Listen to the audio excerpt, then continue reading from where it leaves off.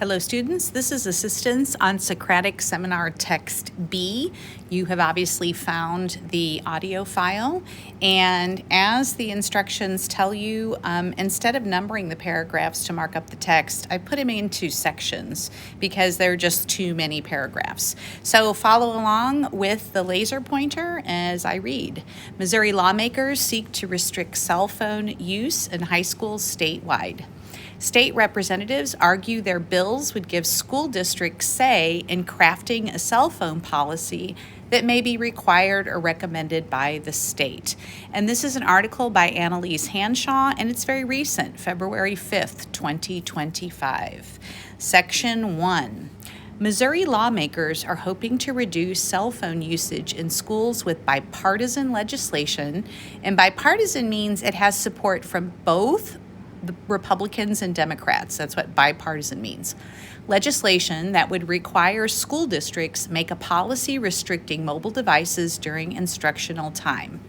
State Representatives Kathy Steinhoff, a Columbia Democrat, and Jamie Gregg, a Republican from Ozark, presented similar bills in the House Elementary and Secondary Education Committee Wednesday afternoon. The committee's chair, GOP State Representative Ed Lewis of Moberly, also has legislation that is nearly identical to Steinhoff's. And GOP stands for Grand Old Party, and that means that this person is a Republican. This is not a partisan issue, Steinhoff told committee members. When you look around our country, there are 8 states that have initiated some kind of restriction on cell phones already. Some of them are red states, some of them are blue states. And the red and blue thing refers to the majority political party in that state, with red being Republican and blue being Democrat. According to Education Week, 3 states have a law restricting cell phone use during instructional time, and 5 states have requirements that districts set policies restricting use. An additional 11 states have recommended policies and incentive programs for districts to establish restrictions. Section 2.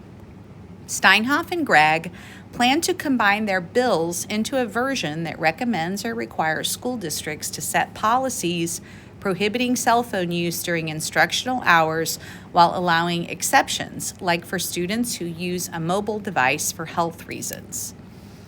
I do believe in local control, Gregg said. I believe our school districts are all unique in their own special way, just like our communities are, and they need to make the policy that fits them the best. Gregg said he heard from teachers that have cell phone policies in their classrooms that test scores improved. Steinhoff, a retired math teacher, believes the bill will lead to better engagement. And I want to point out here that Ms. Steinhoff was a teacher at Jefferson Junior High for years and years and years and years. As somebody who was leading a classroom just 2 years ago, I can attest to the fact that some of our students really are almost addicted to their cell phones, she said. Section 3.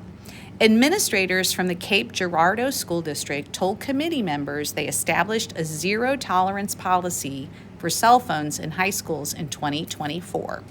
Going on to the next side of the page. James Russell, Assistant Superintendent of Academic Services for the district, said it has provided a culture shift. This year, after a full year of implementation at the high school, kids really came back ready to learn, he said. Lewis said the districts who have already established the policies can assist others. We aren't going to be the ones that are going to be telling what policies those local school districts should implement, Lewis said. We've already got multiple pilots around the state that are already doing this, and that's where they're going to get these pilot policies from. Section 4. State Representative Ann Kelly, a Republican from Lamar, said the state should allow the district's leniency to create their own policies while giving support when needed. It needs to be in the school district's hands. It should not be the state dictating anything, just offering a suggestion that they have a plan in place and offering them that support, she said. Because it is a big thing whenever school districts do this, and they get a lot of grief from parents and students. State Representative Kem Smith, a Democrat from Florissant and a former English teacher, said parents often have valid points like security concerns in case of a school shooting. I've been on lockdown with students who have survived that, and their parents have wanted to talk to them while we were in lockdown, she said. Greg said schools would be able to decide what they feel is best for their community, so cell phones do not necessarily have to be out of the students' possession. The committee plans to combine the three lawmakers' bills before voting to send them to the full House in a future hearing.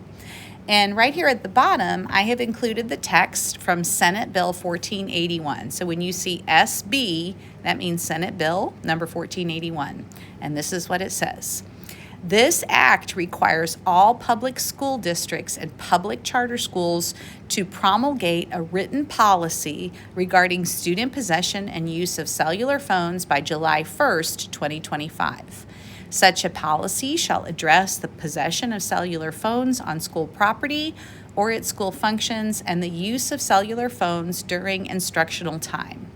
The Act outlines certain provisions that may be included in such a policy, including provisions regarding the use of cellular phones for educational purposes and the designation of an area where cellular phones may be permitted to be used. The policy may provide that a student who possesses or uses a cellular phone in violation of the policy may be subject to disciplinary action. I hope this helps you on your education journey.